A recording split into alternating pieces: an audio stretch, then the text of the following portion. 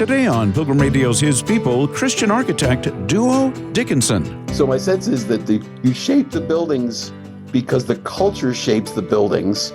God shapes you. You're not shaped by the buildings you make. You are shaped independent of what we do, actually. Duo Dickinson, next.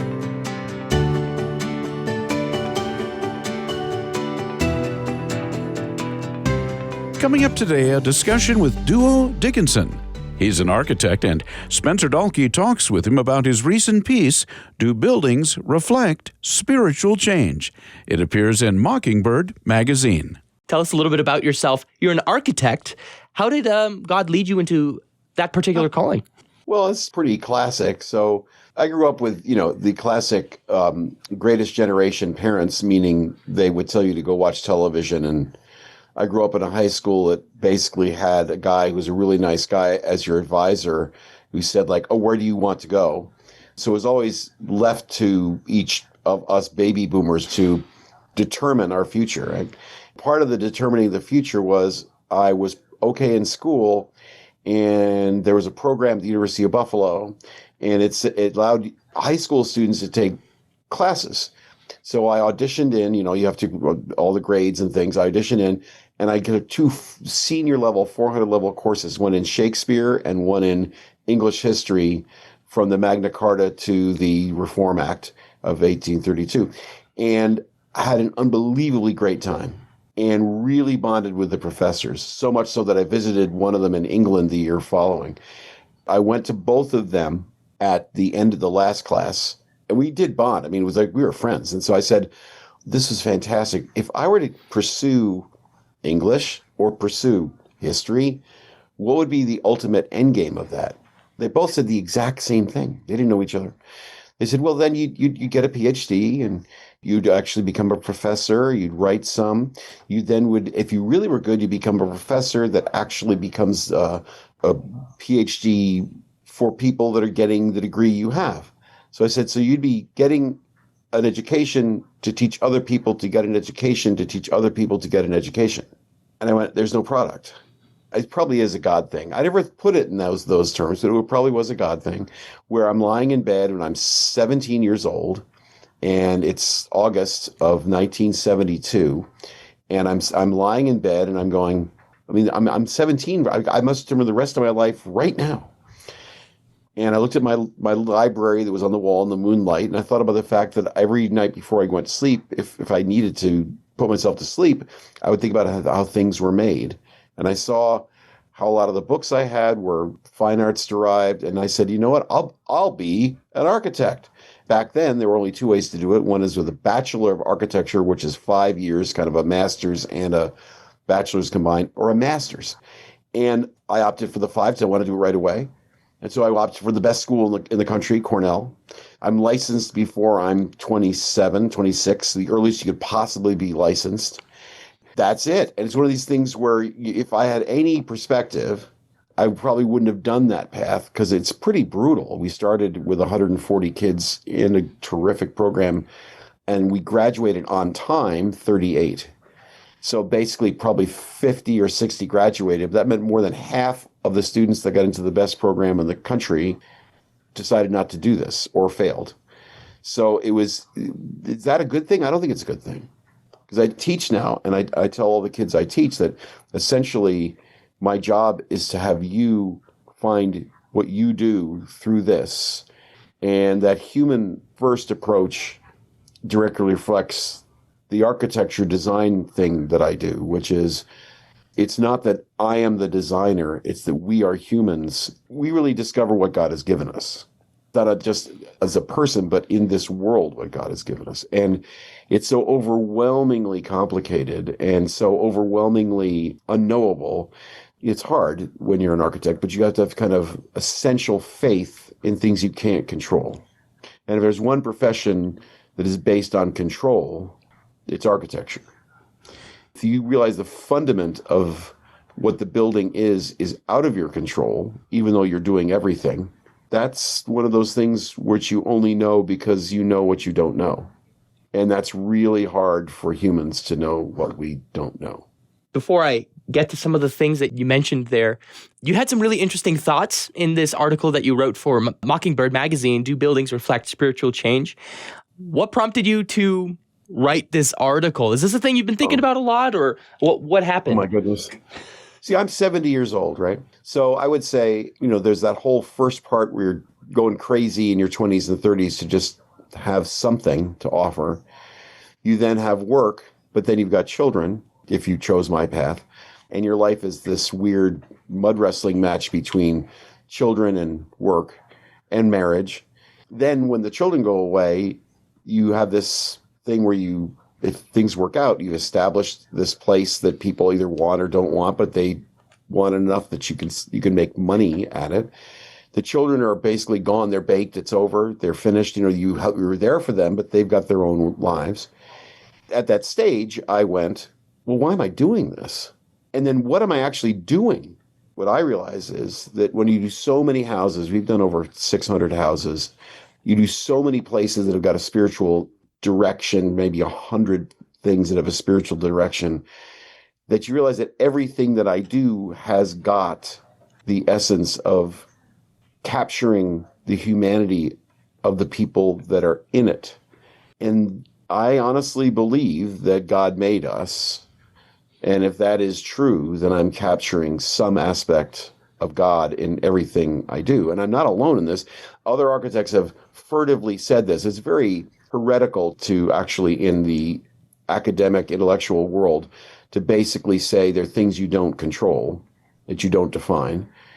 And a great architect named Christopher Alexander, he laid out in many books and everything this incredibly extreme, overwrought way of designing things that is absolutely based on the essential humanity of every person. And it's almost like an academic overreach into getting the bona fides of control of the design process and if you read his later writings, with an acknowledgement of 100% that the designer is not in control. And that weird dynamic of humans having agency, facility, and not control is, to me, almost the essence of what faith is.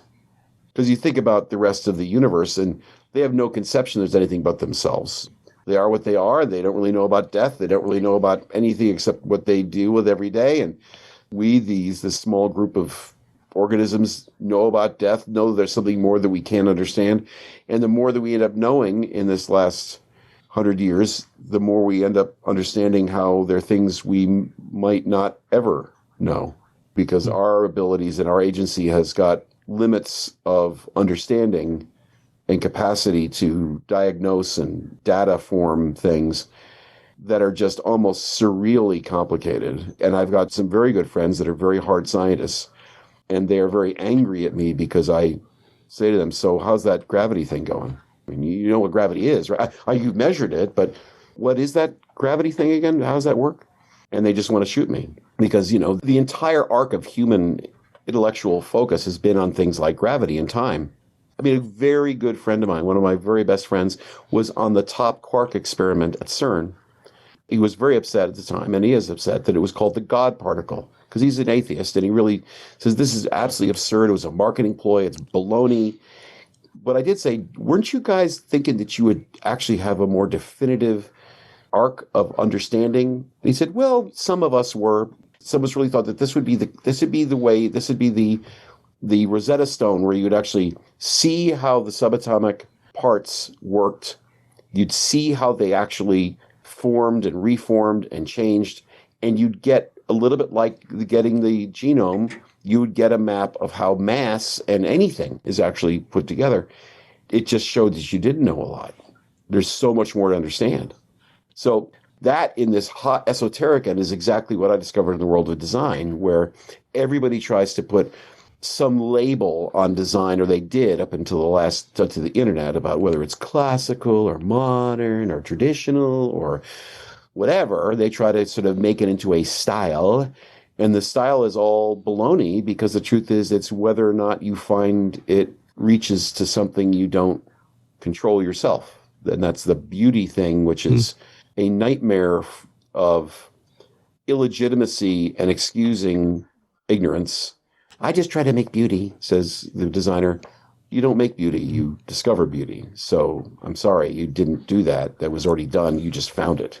I'm trying to wrap my mind a little bit around this idea of beauty being not a thing that we control. Can I float an idea by you and you tell me how this maybe aligns with what you're trying to say? Something I've been reading recently. You're an architect. I consider myself a thespian. I really like acting. I've been reading Michael Chekhov, and he writes about why study acting technique.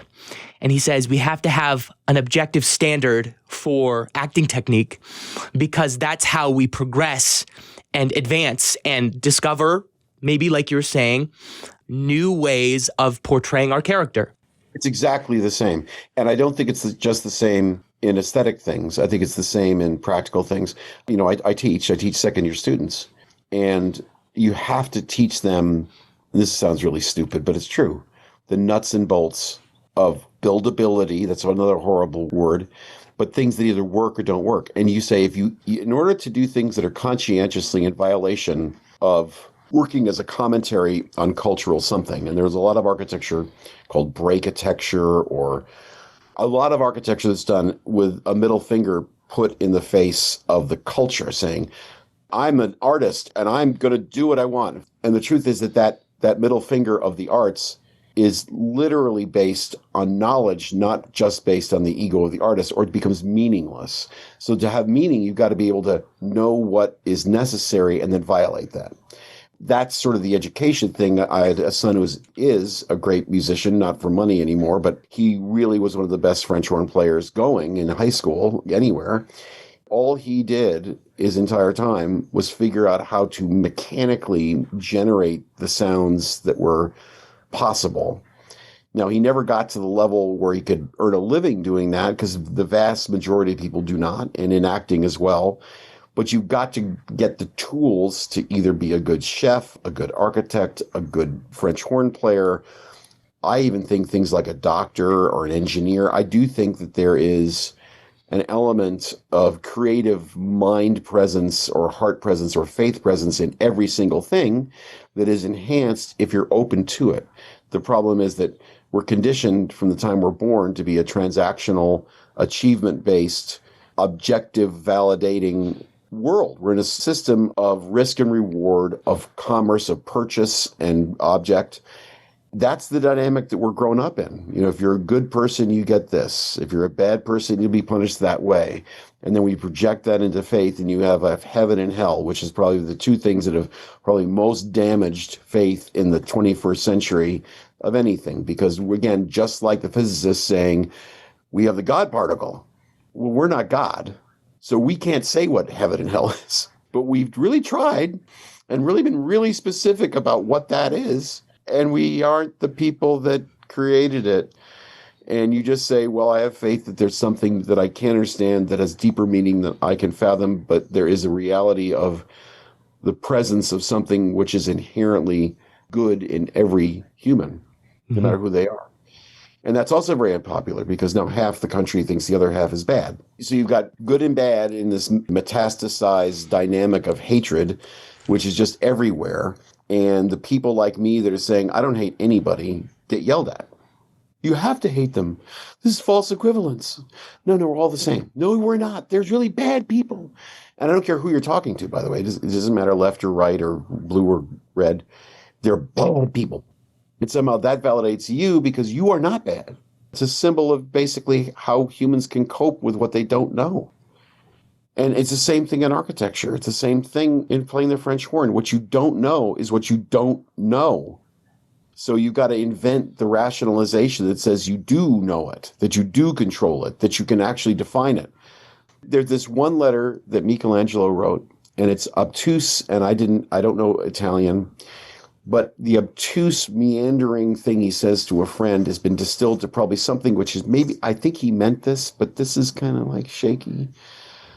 The phrase that's used is, I carve and carve and carve until I set the angel free. So there's something there, and all we can do are the physical acts of discovery, and we have to know how to carve to do it, which is not a spiritual thing. It's a mechanical, direct productive learning exercise. And that means you do it well and you good approbation, you do it badly, you get anger, rejection, judgment.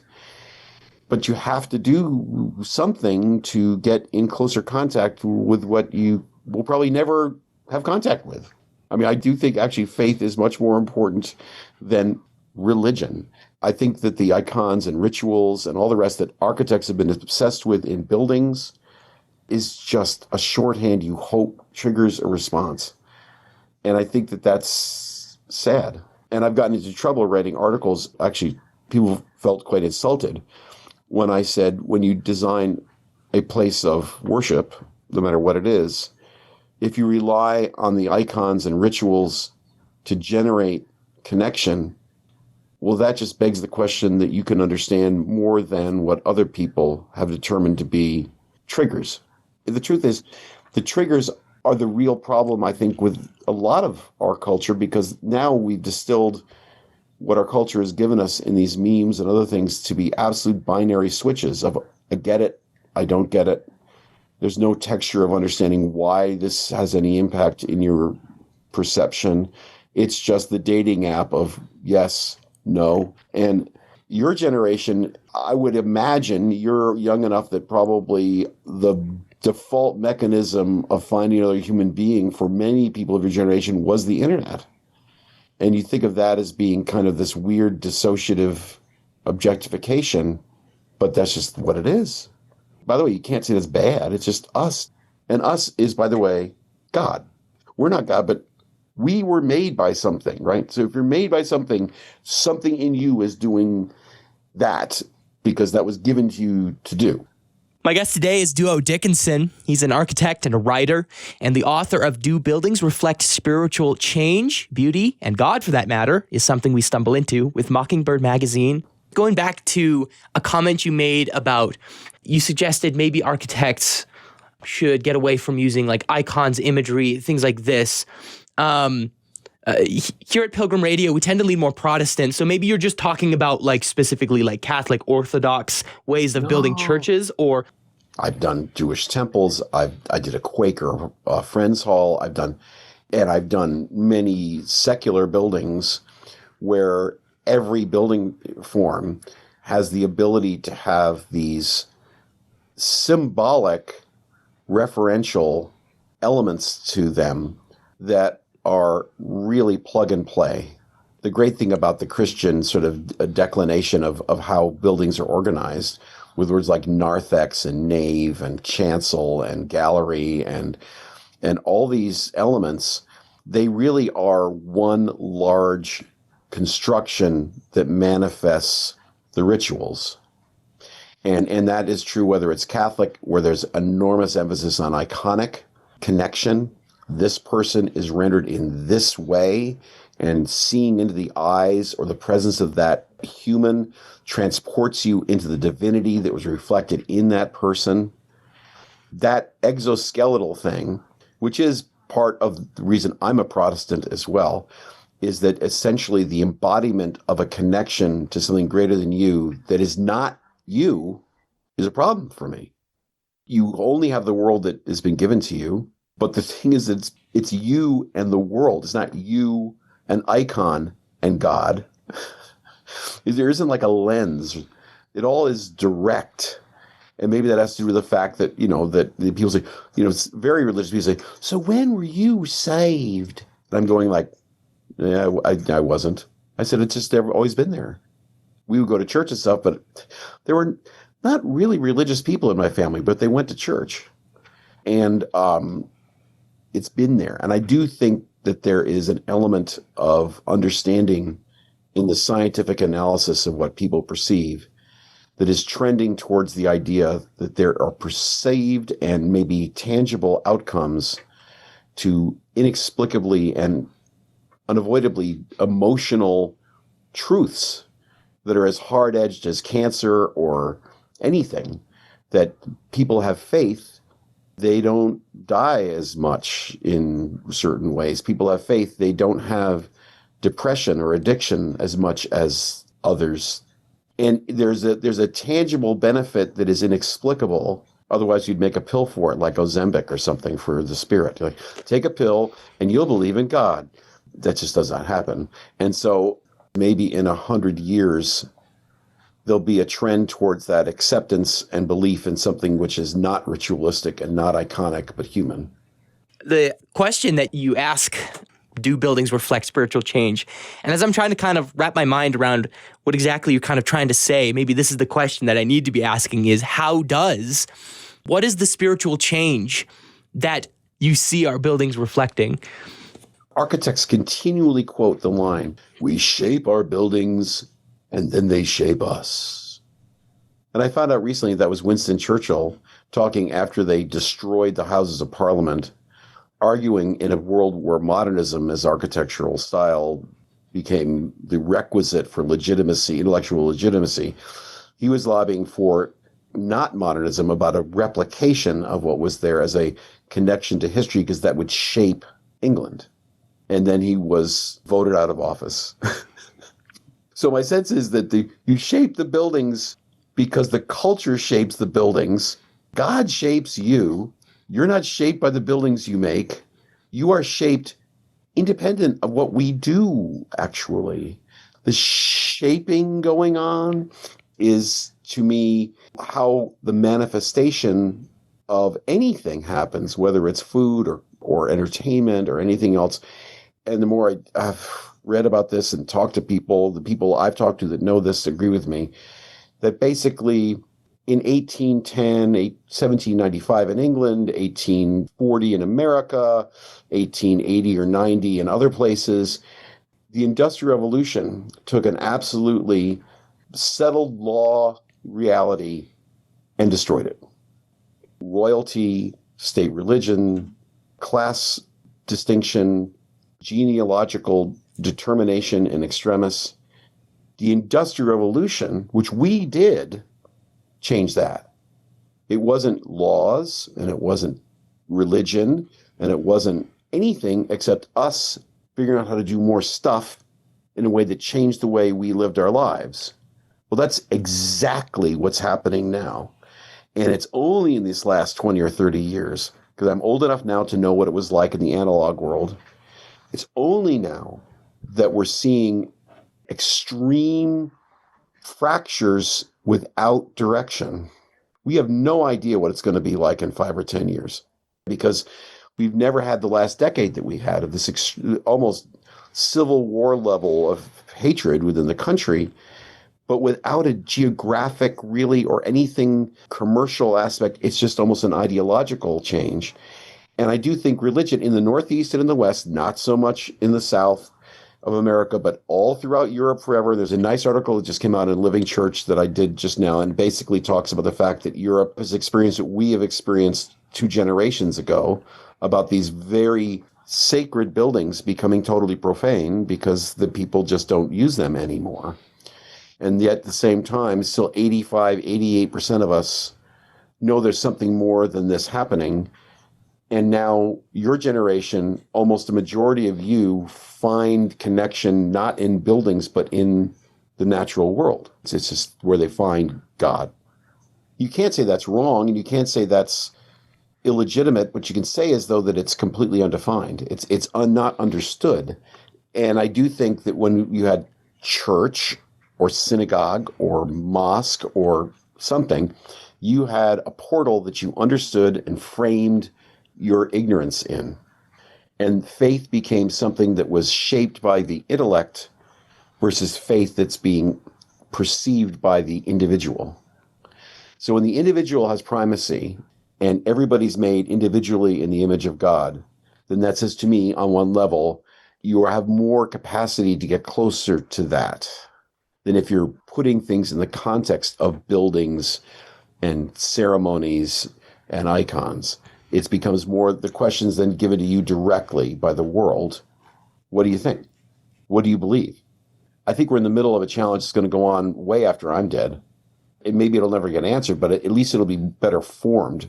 I mean, I think about what early Christianity must have been like. Must have been this horrific freak show of like pre-existing cult-based things of determination of primacy and value and meaning. in with this weird Jesus thing that was somewhere over here. One of these guys, they're doing this thing. It took several hundred years, but it became clear that this was kind of touched people in ways that just wasn't there. And it was not about learning or teaching or imposing. It's about discovering that this is true. So if it's true, it's true. It's not like you've made this up or whatever. This is just what you perceive. And that's exactly the same thing in buildings. Whether or not a building is good or bad is functionally determined, absolutely. And you can determine how a building will not work, will leak, will fall apart, will trip you, will be confusing. That's absolutely within our control. But if you solve those things, and I do think the buildings I've done pretty much do, if they solve those practical things, then you're left with, are you coming to a connection which is beyond what the physical accommodation is? The thing that architects rely on is the fitness, commodity, and delight appellation that is created in several different places, but basically in the classical world. And fitness and commodity by Vitruvius, and then it was Goethe and some other people would say fitness, meaning it's got to stand up. Commodity, meaning it's got to be functional. Commodity, it's commodious. The last one is delight. And the delight part has been a real conundrum in teaching and evaluating architecture because it's not intellectual. It's perception. It's reaction. Say you have fiat power to design buildings for the universal church in a way that it would reflect where we are. How would you design the church building in a way that would reflect what you perceive to be a healthy spirituality? And I might tack on to that. Are there ways that the church has, throughout history, designed its church buildings that are worth preserving? Oh, we could have another show based just on this. There's nothing, and I mean zero, wrong with old stuff. When you have a building that has a beckoning presence, meaning the spires, the recesses, the doors, the focus, that says, come here with shadow and light, it actually makes a place that you can see, a shape you can perceive, then a space you can see, then a portal you can determine, and you go in. And then you're greeted in what is normally called it's traditionally called a narthex, but a place of reception that then sends you into a larger place of collection that then gets you to another place of focus that then has you sort of perceive something that is not connected to humans, but to something beyond humans. That's the religious experience of everyone. And the number one thing is two things: the profanity of competing in the rest of the world, meaning it's a thing in the rest of the world, but then the protection and actually nurturing and nourishment of safety. So if you go into a place and you feel safe, not just safe, it's not going to fall down on you and you're out of the weather, but safe in that your personal presence has been not only received but accommodated by the nature of the place you're sitting, by the nature of the things that are in front of you, by then looking beyond yourself, to have the freedom to be alone or to be together. That human reflection is in every building, whether it's a house or a bedroom. Every one of these things is basically us. So I give a talk every year to my second-year design students. Architecture is human. And I think that that's true of everything. And I think human is so directly distinctive from all other life and even just matter that to me has got God in it as its fundament. You've been listening to His People on Pilgrim Radio. Many thanks to our guest, architect Duo Dickinson, writer of the article, Do Buildings Reflect Spiritual Change? To read it, go to mbird.com. Thanks for listening, and I hope you can join us again on Monday at this same time for another edition of His People.